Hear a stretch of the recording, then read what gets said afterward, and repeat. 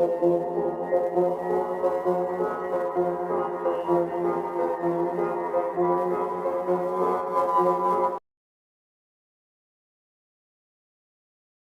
Sultan Hamengkubuwono I merupakan pendiri, sekaligus raja pertama, Kesultanan Yogyakarta yang memerintah tahun-tahun 1755 sampai tahun 1792.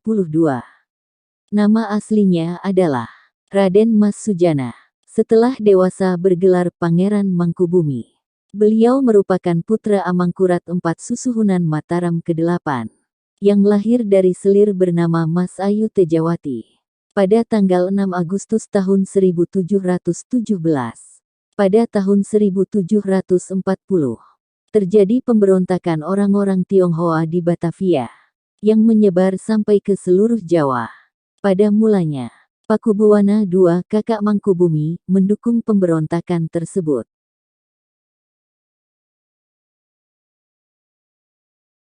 Namun, ketika menyaksikan pihak VOC unggul, Pakubuwana II pun berubah pikiran. Pada tahun 1742, Keraton Kartasura diserbu kelompok pemberontak. Pakubuwana II terpaksa membangun istana baru di Surakarta. Sedangkan pemberontakan tersebut akhirnya dapat ditumpas oleh VOC dan Cakraningrat IV dari Madura. Sisa-sisa pemberontak yang dipimpin oleh Pangeran Sambernyawa, keponakan Pakubuwana II dan Mangkubumi, berhasil merebut tanah Sukawati. Pakubuwana II mengumumkan, sayembara berhadiah tanah seluas 3.000 cacah untuk siapa saja yang berhasil merebut kembali Sukawati.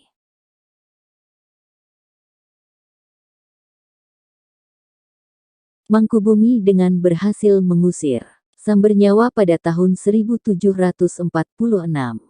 Tetapi beliau dihalang-halangi Patih Pringgalaya yang menghasut Pakubuwana II supaya membatalkan perjanjian sayembara. Datang pula Baron van Imhoff, Gubernur Jenderal VOC, yang makin memperkeruh suasana.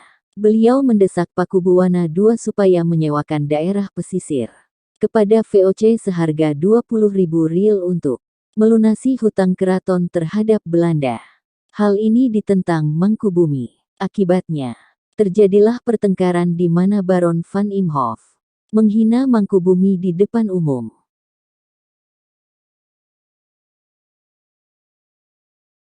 Mangkubumi yang sakit hati dan meninggalkan Surakarta pada bulan Mei tahun 1746 dan menggabungkan diri dengan Mas Said sebagai pemberontak. Sebagai ikatan gabungan, Mangkubumi mengawinkan Raden Mas Said dengan puterinya, yaitu Rara Inten atau Gusti Ratu Bendoro. Berikut permaisuri dari Hamengkubuwono I. Pertama, Gusti Kanjeng Ratu Kencana, putri Bendara Pangeran Harya Dipanegara, kakek dari pihak ayah Pakubuwana. Kedua, Gusti Kanjeng Ratu Kadipaten, putri Ki Ageng Drepayuda. Beliau juga dikenal sebagai Gusti Kanjeng Ratu Tegalrejo.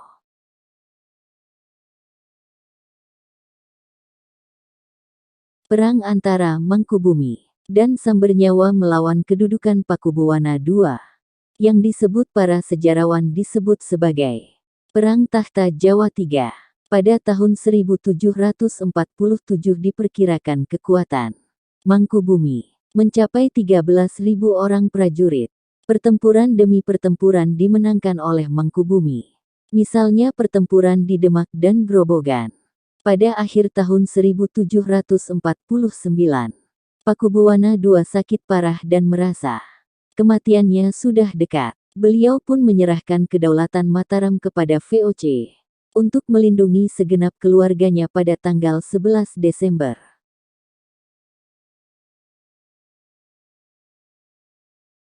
Sementara itu, Mangkubumi telah mengangkat diri sebagai susuhunan.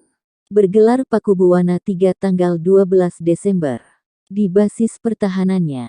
Sedangkan VOC mengangkat putra Pakubuwana II, yang bernama Raden Mas Suryadi, sebagai Pakubuwana III tanggal 15 Desember. Dengan demikian terdapat 2 orang Pakubuwana III.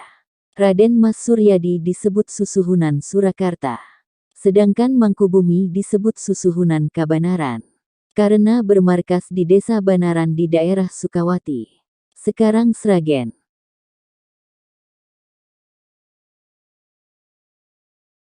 Perang kembali berlanjut. Pertempuran besar terjadi di tepi Sungai Bogowonto tahun 1751,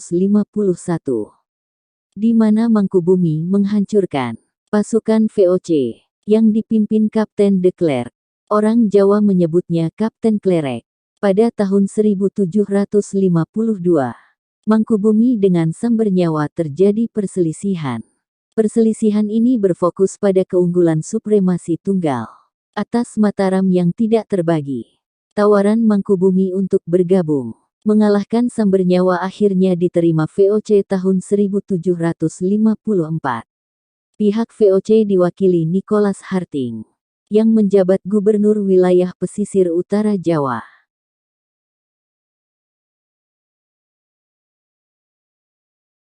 Sebagai perantara adalah Syekh Ibrahim, seorang Turki. Perundingan dengan Mangkubumi mencapai kesepakatan. Mangkubumi bertemu Harting secara langsung pada bulan September tahun 1754. Perundingan dengan Harting mencapai kesepakatan. Mangkubumi mendapatkan setengah wilayah Kerajaan Pakubuwana III, sedangkan beliau merelakan daerah pesisir di sewa VOC seharga 20.000 rial.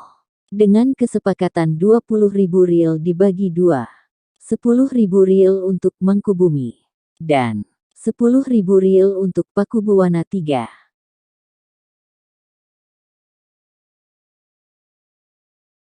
Akhirnya, pada tanggal 13 Februari tahun 1755,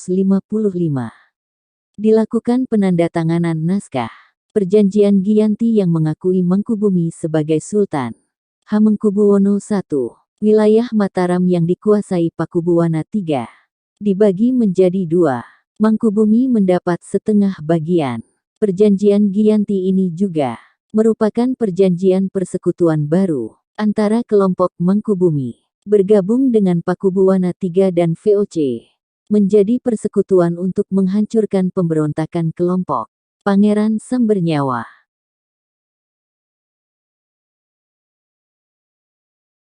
Bersekutunya Mangkubumi dengan Pakubuwana III adalah permulaan menuju kesepakatan pembagian Mataram menjadi Surakarta dan Yogyakarta. Sejak Perjanjian Giyanti, wilayah Kerajaan Mataram dibagi menjadi dua. Pakubuwana III sebagai susuhunan tetap melanjutkan pemerintahan di Surakarta, sedangkan Mangkubumi bergelar Hamengkubuwono I menjadi Sultan di Yogyakarta. Kemudian, Mangkubumi resmi menjadi Sultan, namun beliau belum mendirikan keraton untuk tempat pemerintahnya.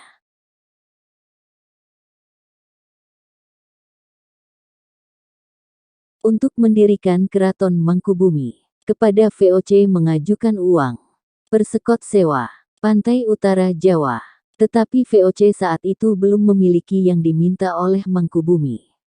Pada bulan April tahun 1755, Hamengkubuwono I memutuskan untuk membuka hutan Pabringan sebagai ibu kota kerajaan yang menjadi bagian kekuasaannya. Sebelumnya, di hutan tersebut pernah terdapat pesanggrahan bernama Ayokya, sebuah dalem yang bernama Dalem Garjiwati, lalu dinamakan ulang oleh Pakubuwana II sebagai Dalem Ayokya.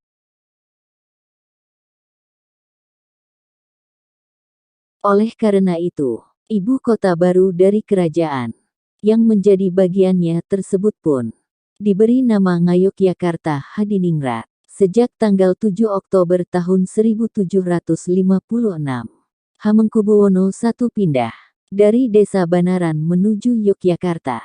Seiring berjalannya waktu, nama Yogyakarta sebagai ibu kota kerajaannya menjadi lebih populer. Kesultanan yang dipimpin oleh Hamengkubuwono I kemudian lebih dikenal dengan nama Kesultanan Yogyakarta.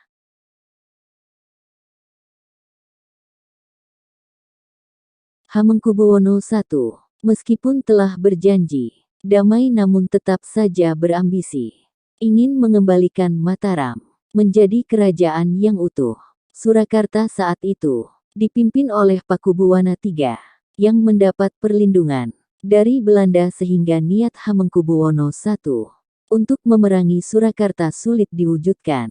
Apalagi masih ada kekuatan ketiga, yaitu Mangkunagara I yang memiliki ambisi yang sama.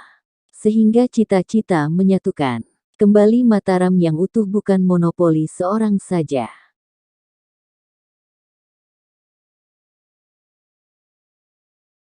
Pada tahun 1788, Pakubuwana IV naik tahta. Beliau merupakan raja yang jauh lebih cakap daripada ayahnya. Pakubuwana IV sebagai susuhunan memiliki kesamaan dengan Hamengkubuwono I. Pakubuwana IV juga berambisi mengembalikan keutuhan Mataram. Dalam langkah politiknya, Pakubuwana IV mengabaikan atas berdirinya Yogyakarta dengan mengangkat saudaranya menjadi Pangeran Mangkubumi, hal yang menyebabkan ketegangan dengan Hamengkubuwono I setelah pengangkatan saudaranya menjadi pangeran.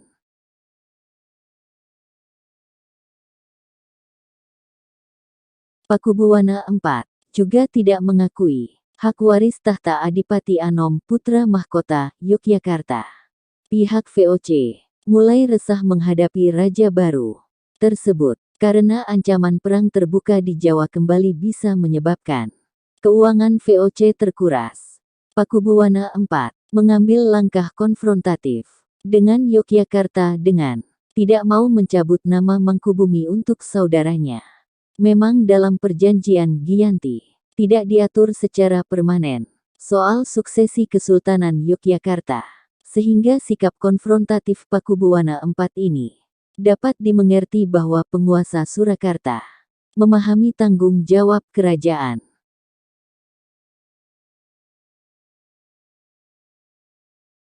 Sikap konfrontatif Pakubuwana IV ini beriring dengan munculnya penasihat-penasihat spiritual yang beraliran keagamaan dan ini yang meresahkan VOC dan dua penguasa lainnya karena ancaman perang yang meluluh lantahkan Jawa bisa terulang kembali. Pada tahun 1790 Hamengkubuwono I dan Mangkunegara I kembali bersekutu bersama untuk pertama kalinya sejak zaman pemberontakan dulu. Mereka bersama VOC bergerak mengepung Pakubuwana IV di Surakarta karena Pakubuwana IV memiliki penasihat spiritual yang membuat khawatir VOC.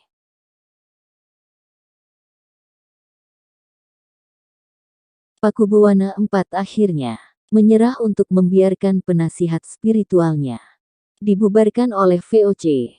Ini adalah kerja sama dalam kepentingan yang sama, yaitu mencegah bersatunya penasihat spiritual dengan golongan bangsawan yang merupakan ancaman potensial pemberontakan kembali. Hamengkubuwono I pernah berupaya agar putranya dikawinkan dengan putri Pakubuwana III dengan tujuan untuk mempersatukan kembali Mataram namun gagal.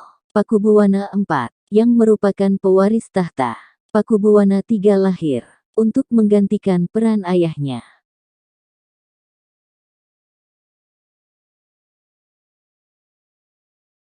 Hamengkubuwono I meninggal dunia tanggal 24 Maret tahun 1792. Kedudukannya sebagai Raja Yogyakarta digantikan putranya yang bergelar Hamengkubuwono II. Hamengkubuwono I adalah peletak dasar-dasar Kesultanan Yogyakarta. Beliau dianggap sebagai Sultan terbesar Yogyakarta, layaknya Sultan Agung. Yogyakarta memang negeri baru namun kebesarannya waktu itu telah berhasil mengungguli Surakarta. Angkatan perangnya bahkan lebih besar daripada jumlah tentara VOC di Jawa. Hamengkubuwono I tidak hanya seorang sultan bijaksana yang ahli dalam strategi perang,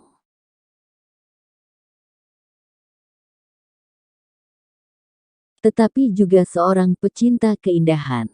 Karya arsitektur pada zamannya yang monumental adalah Taman Sari Yogyakarta. Taman Sari Yogyakarta dirancang oleh orang berkebangsaan Portugis, yang terdampar di Laut Selatan dan menjadi ahli bangunan kesultanan dengan nama Jawa Demang Tegis. Meskipun permusuhannya dengan Belanda berakhir damai, namun bukan berarti beliau berhenti membenci bangsa asing tersebut. Hamengkubuwono I pernah mencoba memperlambat keinginan Belanda untuk mendirikan sebuah benteng di Yogyakarta.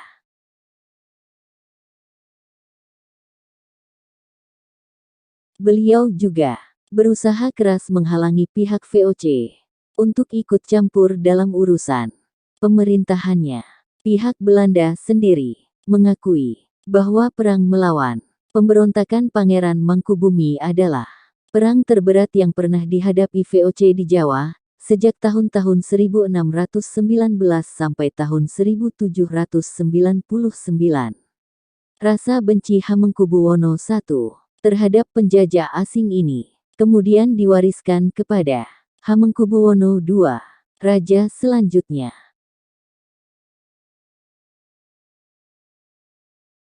Maka, tidaklah berlebihan jika pemerintah Republik Indonesia menetapkan Hamengkubuwono I sebagai pahlawan nasional pada tanggal 10 November tahun 2006, beberapa bulan sesudah gempa melanda wilayah Yogyakarta.